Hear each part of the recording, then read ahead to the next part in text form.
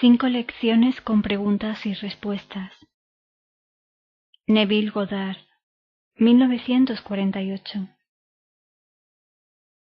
Pregunta 1. ¿Cuál es el significado de las insignias en las cubiertas de tus libros? Respuesta. Es un ojo impuesto sobre un corazón que, a su vez, está impuesto sobre un árbol cargado de frutos, lo que significa que de lo que tú eres consciente y aceptas como verdad, tú lo vas a realizar. Como un hombre piensa en su corazón, así es él. Pregunta 2. Me gustaría estar casada, pero no he encontrado al hombre adecuado. ¿Cómo imagino un marido? Respuesta. Siempre enamorada de los ideales. Ese es el estado ideal que captura la mente. No limites el estado de matrimonio a un cierto hombre, sino a una vida plena, rica y desbordante. Tú deseas experimentar la alegría del matrimonio. No modifiques tu sueño, sino reálzalo haciéndolo más hermoso. Luego, condensa tu deseo en una sola sensación o acto que implique su cumplimiento. En este mundo occidental, una mujer lleva un anillo de bodas en el dedo anular de su mano izquierda. La maternidad no necesariamente implica matrimonio. La intimidad no necesariamente implica matrimonio, pero sí un anillo de bodas. Relájate en un sillón cómodo o acuéstate sobre tu espalda e induce un estado próximo al sueño. Entonces, asume la sensación de estar casada. Imagina un anillo de bodas en tu dedo. Tócalo. Dale vueltas alrededor del dedo. Sácalo sobre el nudillo. Mantén la acción hasta que el anillo tenga la nitidez y sensación de realidad. Llega a estar tan perdida sintiendo el anillo en el dedo que cuando abras los ojos te sorprenderás de que no esté allí. Si eres un hombre que no lleva anillo, podrías asumir una mayor responsabilidad. ¿Cómo te sentirías si tuvieras una esposa que cuidar? Asume la sensación de ser un hombre felizmente casado ahora mismo. Pregunta 3. ¿Qué debo hacer para inspirar pensamientos creativos como los que se necesitan para escribir? Respuesta. ¿Qué debes hacer? Asume que la historia ya ha sido escrita y aceptada por una gran editorial. Reduce la idea de ser un escritor a la sensación de satisfacción. Repite la frase, ¿no es maravilloso? Oh, gracias, gracias, gracias, una y otra vez hasta que te sientas realizado. O imagina a un amigo felicitándote. Hay innumerables maneras de implicar éxito, pero siempre ve hasta el final. Tu aceptación del final induce su cumplimiento. No pienses en conseguir el estado de ánimo para escribir, sino vive y actúa como si fueras ahora el autor que deseas ser. Asume que tienes el talento para escribir. Piensa en el modelo que quieres mostrar al exterior. Si tú escribes un libro y nadie está dispuesto a comprarlo, no hay satisfacción. Actúa como si la gente estuviera hambrienta de tu trabajo. Vive como si no pudieras producir historias o libros lo suficientemente rápido como para satisfacer la demanda. Persiste en esa asunción y todo lo necesario para alcanzar tu meta rápidamente florecerá y tú lo expresarás. Pregunta 4. ¿Cómo imagino una audiencia más amplia para mis charlas? Respuesta. Te puedo responder mejor al compartir la técnica utilizada por un profesor muy capaz que conozco. Cuando este hombre llegó por primera vez a este país, empezó a hablar en una sala pequeña en la ciudad de Nueva York. Aunque solo asistían 50 o 60 personas a su reunión del domingo por la mañana y se sentaban enfrente, este profesor se situaba en el podio e imaginaba una vasta audiencia. Entonces decía al espacio vacío: ¿pueden oírme ahí atrás? Hoy en día, este hombre está hablando en el Carnegie Hall de Nueva York para aproximadamente 2.500 personas cada domingo por la mañana y miércoles por la tarde. Él quería hablar a multitudes. No era modesto, no trató de engañarse a sí mismo, sino construyó una multitud en su propia conciencia, y las multitudes vinieron. Sitúate ante una gran audiencia, dirígete a esa audiencia en tu imaginación. Siente que estás en ese escenario y tu sensación proporcionará los medios. Pregunta 5. ¿Es posible imaginar varias cosas al mismo tiempo o debo limitar mi imaginar a un deseo? Respuesta. Personalmente, me gusta limitar mi acto imaginario a un solo pensamiento.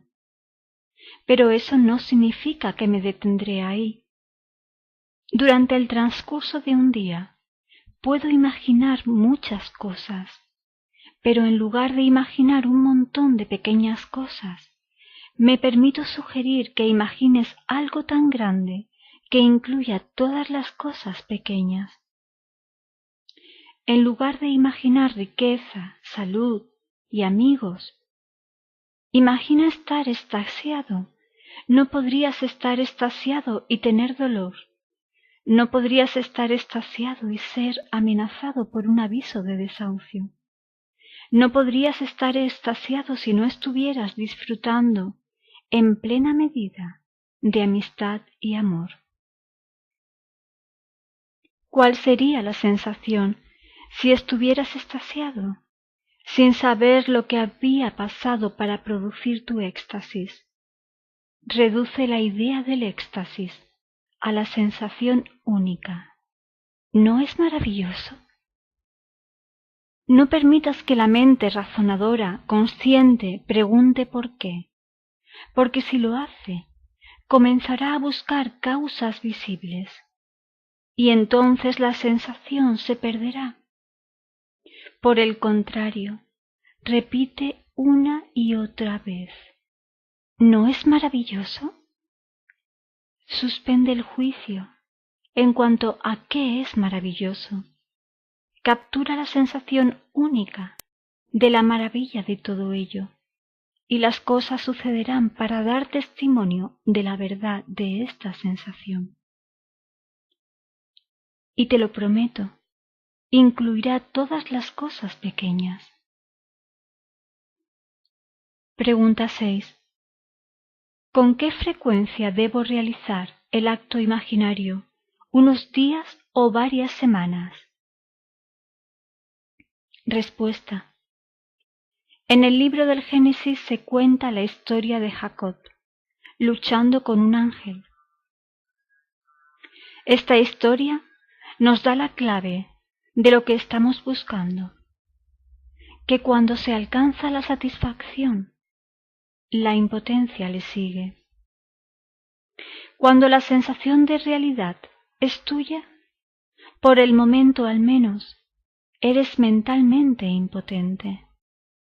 El deseo para repetir el acto de la oración se pierde, habiendo sido reemplazado por la sensación de logro. Tú no puedes persistir en querer lo que ya tienes. Si asumes que eres lo que deseas ser hasta el punto del éxtasis, ya no lo quieres. Tu acto imaginario es tanto un acto creativo como físico, en donde un hombre se detiene, se encoge y es bendecido, pues cuando el hombre crea su propia semejanza, también lo hace su acto imaginario, transformándose en la semejanza de su asunción. Sin embargo, si no alcanzas el punto de satisfacción, repite la acción una y otra vez, hasta que sientas como si la tocaras y virtud saliera de ti. Pregunta 7. Me han enseñado a no pedir cosas terrenales, solo para el crecimiento espiritual. Sin embargo, dinero y cosas son lo que necesito. Respuesta. Debes ser honesto contigo mismo. A lo largo de las escrituras se hace la pregunta: ¿qué quieres de mí? Algunos querían ver, otros comer, y otros más querían ser enderezados, o que mi hijo viva. Tu ser dimensionalmente más grande te habla a través del lenguaje del deseo. No te engañes a ti mismo. Sabiendo lo que quieres, afirma que ya lo tienes, pues es la buena voluntad de tu Padre dártelo, y recuerda, lo que deseas ya lo tienes. Pregunta 8. ¿Cuándo tienes asumido tu deseo? ¿Tienes en cuenta la constante presencia de ese ser más grande protegiéndote y dándote tu asunción? Respuesta. La aceptación del final induce los medios. Asume la sensación de tu deseo cumplido, y el tú dimensionalmente más grande determinará los medios. Cuando te apropias un estado como si lo tuvieras, la actividad del día será desviar de tu mente todos los pensamientos ansiosos, de modo que no busques señales. No tienes que llevar la sensación de que alguna presencia lo va a hacer por ti, sino que sabes que ya está hecho. Sabiendo que ya está hecho, anda como si lo fuera, y las cosas sucederán para que así sea. No tienes que preocuparte por una presencia haciendo algo por ti. El tú profundo, dimensionalmente más grande, ya lo ha hecho. Todo lo que haces es ir al lugar donde lo encuentras. Recuerda la historia del hombre que dejó al maestro y de camino a su casa se encontró con su criado que le dijo: Tu hijo vive. Y cuando preguntó a qué hora fue hecho eso, el criado respondió: a la hora 7, a la misma hora en que él asumió su deseo, fue hecho para él, pues era a la hora 7 que el maestro dijo: Tu hijo vive. Tu deseo ya está concedido. Camina como si lo estuviera, y aunque el tiempo late lentamente en esta dimensión de tu ser, no obstante, te traerá la confirmación de tu asunción. Os pido no ser impacientes. Sin embargo, si hay una cosa de la que realmente tenéis necesidad, es la paciencia.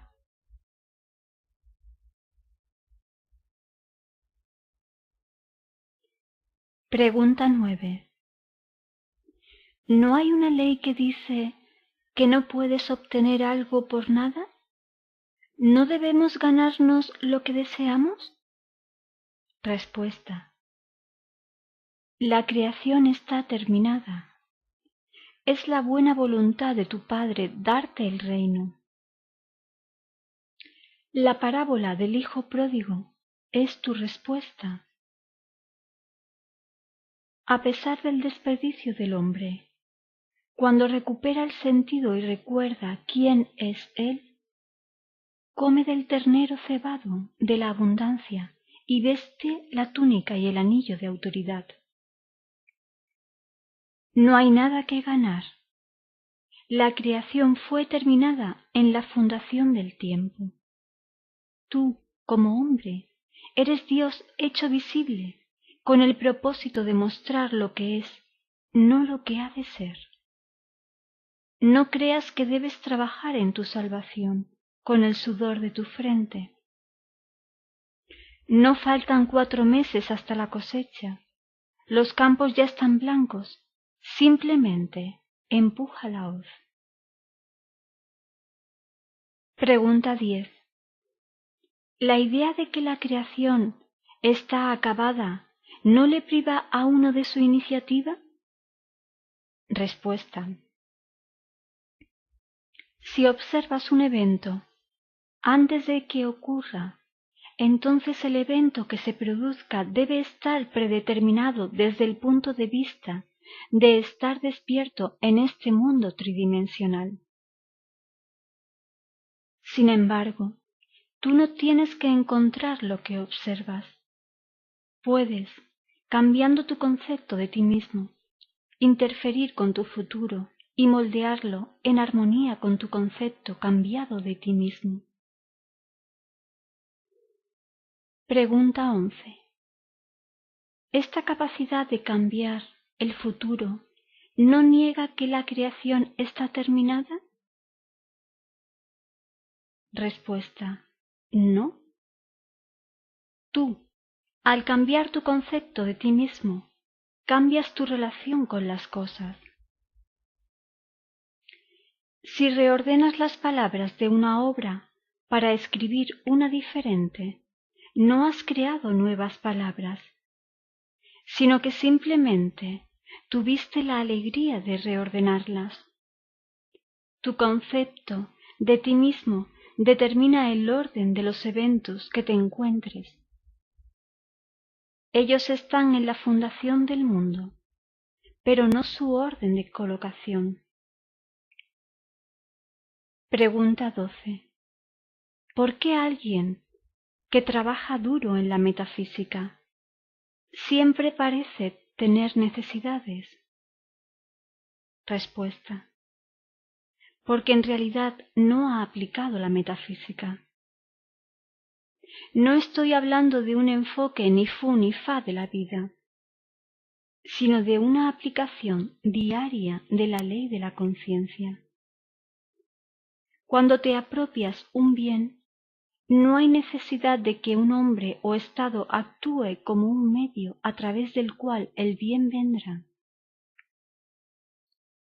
Viviendo en un mundo de hombres, el dinero es necesario en mi vida cotidiana. Si te invito a almorzar mañana, tengo que recoger el cheque. Al salir del hotel, tengo que pagar la cuenta. Para tomar el tren de regreso a Nueva York, mi pasaje de tren debe ser pagado. Necesito dinero y tiene que estar ahí. Yo no voy a decir, Dios sabe más y Él sabe que necesito dinero. Por el contrario, me apropiaré el dinero como si lo tuviera. Debemos vivir con valentía. Tenemos que ir por la vida como si poseyéramos lo que queremos poseer. No pienses que porque ayudaste a otra persona, alguien fuera de ti, vio tus buenas obras y te dará algo para aliviar tu carga. No hay nadie que lo haga por ti. Tú mismo, debes ir valientemente a apropiarte lo que tu Padre ya te ha dado. Pregunta 13. ¿Puede una persona sin educación educarse a sí misma al asumir la sensación de ser educado? Respuesta: sí. A un interés despierto se le otorga información por todos lados. Debes sinceramente desear estar bien educado. El deseo de ser culto, seguido por la asunción de que lo eres, te hace selectivo en tu lectura. A medida que avances en tu educación, automáticamente te vuelves más selectivo, más exigente en todo lo que haces. Pregunta 14. Mi esposo y yo estamos viniendo a clase juntos. ¿Debemos hablar de nuestros deseos con los demás? Respuesta: hay dos dichos espirituales que impregnan la Biblia. Uno de ellos es: ve y no lo digas a nadie. Y el otro es: os lo he dicho antes de que pase, así que cuando venga a pasar lo podáis creer. Se necesita valentía espiritual para decirle a otro que tu deseo está cumplido antes de que sea visto en el exterior. Si no tienes esa clase de audacia, entonces es mejor guardar silencio. Yo personalmente disfruto contándole mis planes a mi esposa, ya que ambos obtenemos una gran emoción cuando vienen a la existencia. La primera persona a quien un hombre quiere demostrar esta ley es a su esposa. Se ha dicho que Mahoma es eternamente grande, porque su primera discípula fue su esposa.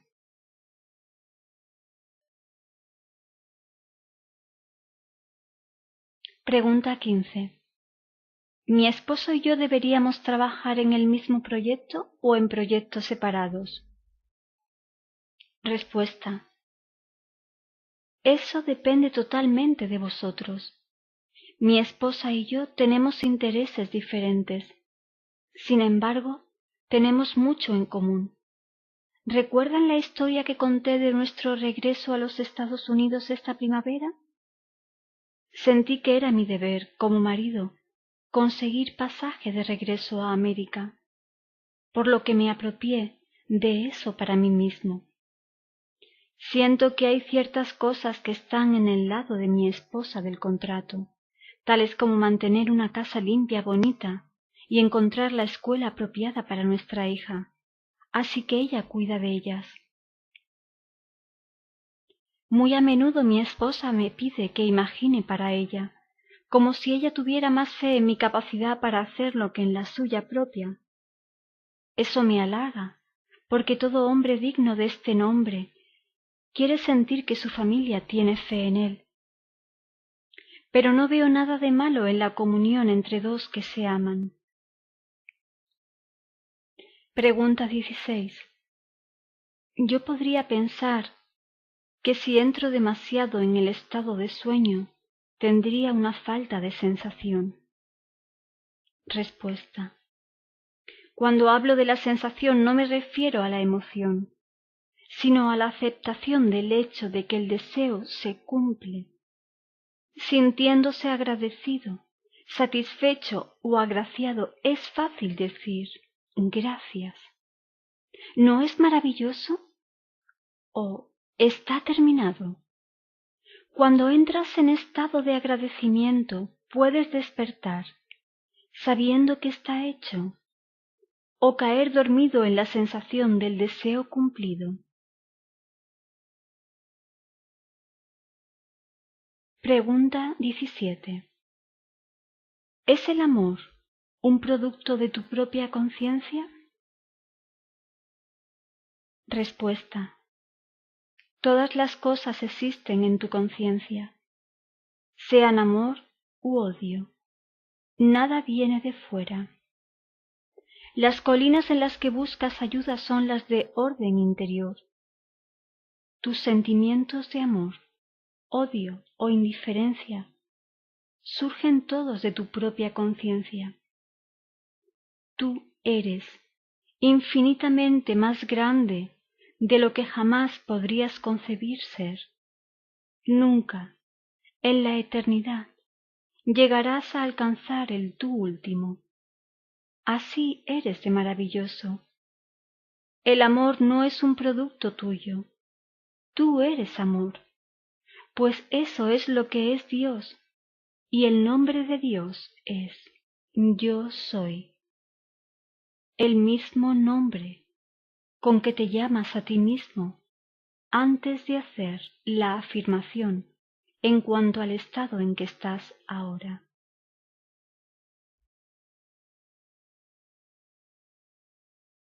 Pregunta 18. Supongamos que mis deseos no pueden materializarse por 6 meses a un año. ¿Espero para imaginarlos? Respuesta. Cuando el deseo está en ti, ese es el momento de aceptar tu deseo en su plenitud. Tal vez hay razones por las que la urgencia te es dada en este momento. Tu ser tridimensional puede pensar que no puede ser ahora, pero tu mente cuatridimensional sabe que ya lo es. Así que el deseo debe ser aceptado por ti como un hecho físico ahora. Supón que tú quieres construir una casa. La urgencia de tenerla es ahora, pero va a tomar tiempo para que los árboles crezcan y el carpintero construya la casa. Aunque la urgencia parezca grande, no esperes para adaptarte a ella. Reclama la posesión ahora y déjala objetivarse en su propia extraña manera. No digas que tomará 6 meses o un año. En el momento en el que el deseo viene a ti, asúmelo ya como un hecho. Tú, y sólo tú, has dado a tu deseo un intervalo de tiempo, y el tiempo es relativo en lo que respecta a este mundo. No esperes para que nada pase. Acéptalo ahora como si fuera, y ve qué pasa. Cuando tienes un deseo, el tú más profundo, que los hombres llaman Dios, está hablando. Él te urge, a través del lenguaje del deseo, a aceptar lo que es, no lo que ha de ser. El deseo es simplemente su comunión contigo, diciéndote que tu deseo es tuyo, ahora. Tu aceptación de este hecho es demostrada por tu total adaptación a él como si fuera cierto. Pregunta 19. ¿Por qué algunos de nosotros morimos jóvenes? Respuesta. Nuestras vidas no son, en retrospectiva, medidas por años, sino por el contenido de esos años. Pregunta 20. ¿Qué sería para ti una vida plena? Respuesta. Una variedad de experiencias. Cuanto más variadas sean, más rica es tu vida. A la muerte, tú funcionas en un mundo dimensionalmente más grande y tocas tu partitura en un teclado hecho de una vida de experiencias humanas. Por lo tanto, mientras más variadas tus experiencias, más fino es tu instrumento y más rica es tu vida. Pregunta 21. ¿Qué pasa con un niño que muere al nacer? Respuesta. El niño que ha nacido vive para siempre, ya que nada muere, Puede parecer que el niño que muere al nacer no tiene el teclado de la experiencia humana. Pero como dijo una vez un poeta, él dibujó un círculo y me dejó afuera. Fue herético, indignante, una desconsideración. Pero el amor y yo fuimos más inteligentes. Dibujamos un círculo que le incluyó a él.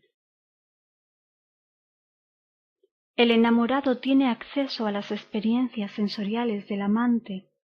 Dios es amor. Por lo que, en última instancia, cada uno tiene un instrumento cuyo teclado es las impresiones sensoriales de todos los hombres. Pregunta 22. ¿Cuál es tu técnica de oración? Respuesta. Se inicia con el deseo, porque el deseo es la fuente principal de la acción. Debes conocer y definir tu objetivo. Entonces condénsalo en una sensación que implique el cumplimiento. Cuando tu deseo esté claramente definido, inmoviliza tu cuerpo físico y experimenta en tu imaginación la acción que implica su cumplimiento.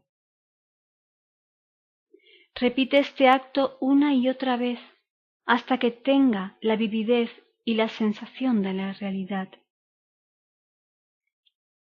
O bien, condensa tu deseo en una sola frase que implique el cumplimiento, tal como: Gracias, Padre. ¿No es maravilloso? O se ha terminado. Repite esa frase o acción condensada en tu imaginación una y otra vez. Entonces, o despiertas de ese estado o te deslizas en lo profundo. No importa, pues el acto está hecho cuando tú lo aceptas completamente como terminado. En ese estado soñoliento, adormecido. Pregunta 23. Dos personas quieren el mismo puesto. Una lo tiene, la otra lo tenía y ahora lo quiere recuperar. Respuesta. Tu padre, el tú dimensionalmente más grande, tiene caminos y medios que tú no conoces. Acepta su sabiduría. Siente que tu deseo está cumplido. Entonces permite a tu padre dártelo a ti. La presente puede ser promovida a un puesto más alto, o casarse con un hombre de gran riqueza y renunciar a su trabajo. A ella le puede venir una gran cantidad de dinero, o optar por trasladarse a otro estado. Muchas personas dicen que quieren trabajar, pero yo cuestiono eso seriamente. Quieren seguridad y condicionan la seguridad a un trabajo, pero yo realmente no creo que la chica media verdaderamente quiera levantarse por la mañana e ir a trabajar. Pregunta 24. ¿Cuál es la causa de la enfermedad y el dolor? Respuesta. El cuerpo físico es un filtro emocional. Muchas enfermedades humanas, consideradas hasta ahora puramente físicas, son ahora reconocidas como enraizadas en trastornos emocionales. El dolor viene de la falta de relajación. Cuando duermes no hay dolor. Si estás bajo un anestésico no hay dolor porque estás relajado, por así decirlo. Si tienes dolor, es porque estás tenso y tratando de forzar algo. Tú no puedes obligar a una idea a encarnarse, simplemente te la apropias. Es una atención con mínimo esfuerzo. Solo la práctica te llevará a ese punto, donde se puede estar atento y aún estar relajado. La atención es tensión hacia un fin, y la relajación es justo lo opuesto. Aquí hay dos ideas completamente opuestas que debes mezclar hasta que aprendas, a través de la práctica, cómo estar atento, pero no tenso. La palabra contención significa atención con mínimo esfuerzo. En el estado de contención, estás sostenido por la idea sin tensión. Pregunta 25. No importa la mucho que intente para ser feliz. Por debajo, tengo una sensación melancólica de ser dejada fuera. ¿Por qué? Respuesta. Porque sientes que no te quieren. Si yo fuera tú, yo asumiría que soy querida. Tú conoces la técnica. La asunción de que eres querida puede parecer falsa cuando la asumes al principio. Pero si te sientes querida y respetada, y persistes en esa asunción, te sorprenderás de cómo los demás te buscarán. Comenzarán a ver cualidades en ti que nunca habían visto antes. Te lo prometo. Si tú asumieras que eres querida, lo serás. Pregunta 26. Si la seguridad vino a mí a través de la muerte de un ser querido, ¿provoqué yo esa muerte? Respuesta. No pienses ni por un segundo que tú provocaste una muerte por asumir seguridad. El tú más grande no va a dañar a nadie, lo ve todo. Y sabiendo la duración de la vida de todos, puede inspirar al otro para darte lo que puede cumplir tu asunción. Tú no mataste a la persona que te nombró en su testamento. Si unos días después de tu completa aceptación de la idea de seguridad, el tío Juan hizo su salida de este plano tridimensional y te dejó su patrimonio, es sólo porque era hora de que el tío Juan se fuera. Él no murió un segundo antes de su tiempo. Sin embargo, el tú más grande vio el plazo de vida de Juan y lo usó como el modo para lograr el cumplimiento de tu sensación de seguridad. La aceptación del fin induce los medios hacia el cumplimiento de ese fin. No te preocupes de nada salvo del fin. Siempre ten en cuenta que la responsabilidad de hacerlo así es completamente eliminada de tus hombros.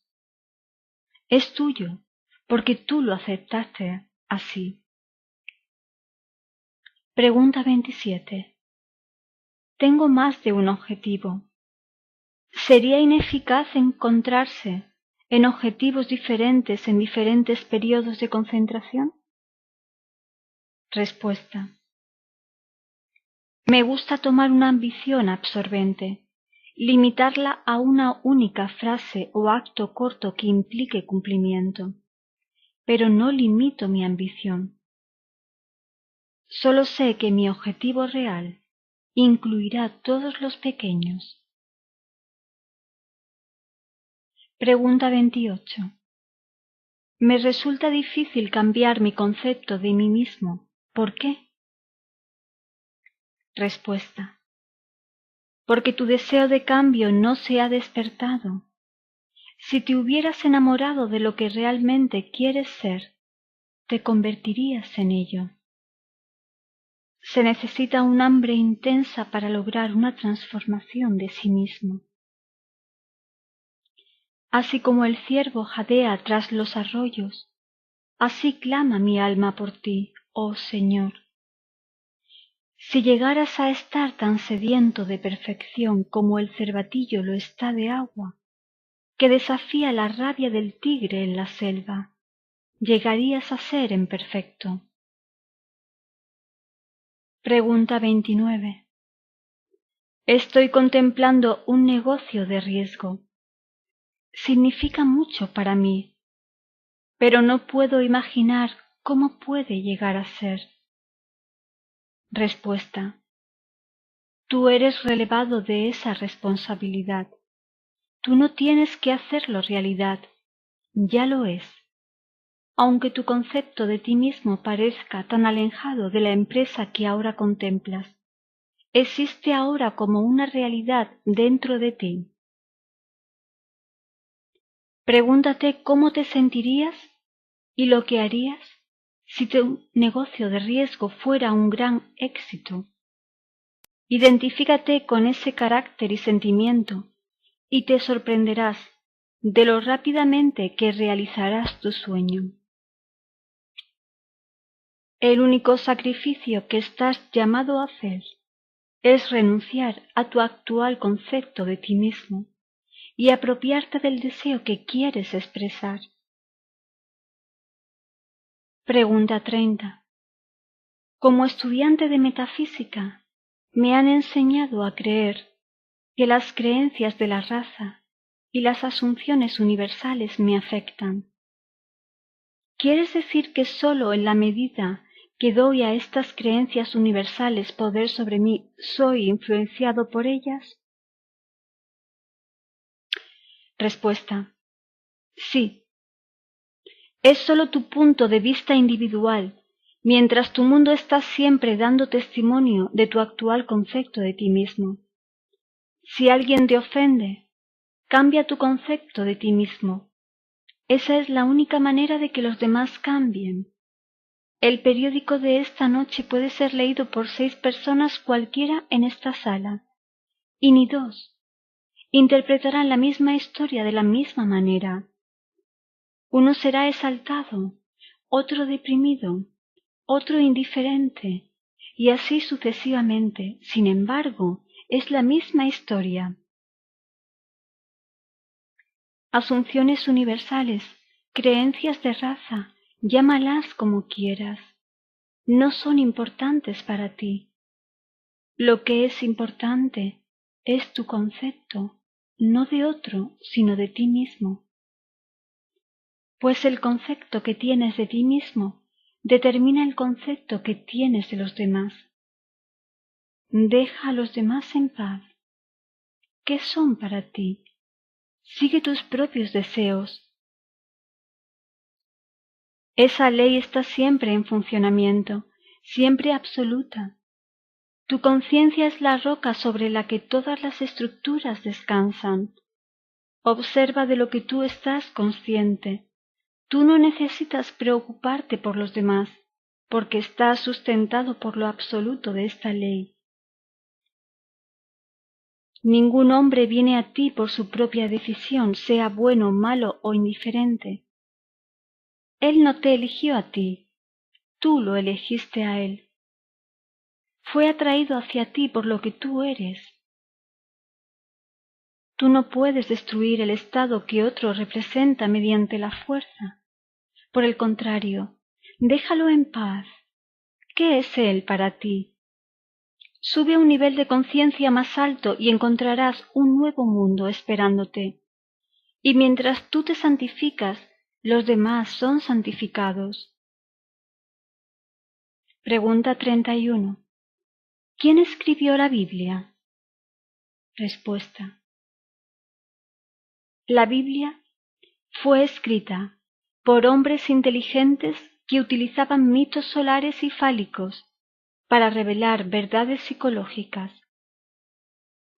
Pero nosotros hemos confundido su alegoría con la historia y por tanto hemos fracasado en ver su verdadero mensaje. Es extraño, pero cuando la Biblia fue lanzada al mundo y la aceptación parecía estar a la vista, la gran biblioteca de Alejandría fue quemada hasta los cimientos, sin dejar ningún registro de cómo la Biblia llegó a ser. Poca gente puede leer otros idiomas, por lo que no pueden comparar sus creencias con otras. Nuestras iglesias no nos animan a comparar. ¿Cuántos de los millones que aceptan la Biblia como un hecho alguna vez la cuestionan? Creen que es la palabra de Dios. aceptan ciegamente las palabras y así pierden la esencia que contienen. Habiendo aceptado el vehículo, no entienden lo que el vehículo transmite. Pregunta 32. ¿Utilizas los apócrifos? Respuesta: no en mi enseñanza. Tengo varios volúmenes de ellos en casa. Ellos no son superiores a los 66 libros de nuestra Biblia actual. Están simplemente contando la misma verdad de un modo diferente. Por ejemplo, se cuenta la historia de Jesús cuando era niño, observando a los niños hacer pájaros de barro. Tomando los pájaros en sus manos, ellos pretenden que los pájaros están volando. Jesús se acerca y destruye los pájaros con sus manos. Mientras ellos empiezan a llorar, toma uno de los pájaros rotos y lo remodela. Sosteniéndolo en alto, sopla sobre él, y el pájaro levanta el vuelo. He aquí una historia de alguien que vino a romper los ídolos en las mentes de los hombres. Luego les muestra cómo usar la misma sustancia y remodelarlos en una bella forma y darles vida. Eso es lo que esta historia está tratando de transmitir. Yo vengo no para traer paz, sino una espada.